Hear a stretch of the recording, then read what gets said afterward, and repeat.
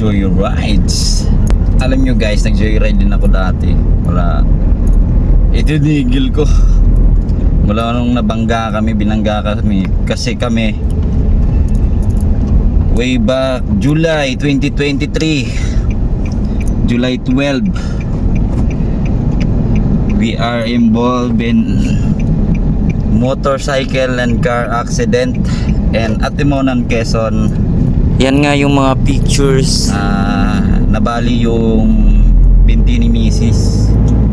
Binakalan. Tapos yung sa akin naman, yung pangako, halos maubos yung ngipin ko nun nung panahon na yun. Kaya iwas na tayo sa motor guys. Alam nyo naman na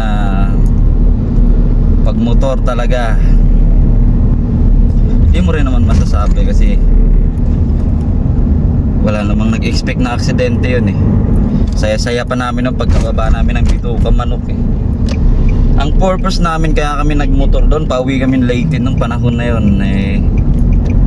Gusto lang magmotor namin dalawa ni Mrs. Ang problema nga lang, imbes na vacation ang pupuntahan namin sa probinsya, sa hospital kami nagbakasyon around 1 month and I get. Yun lang naman, na-share ko lang sa inyo para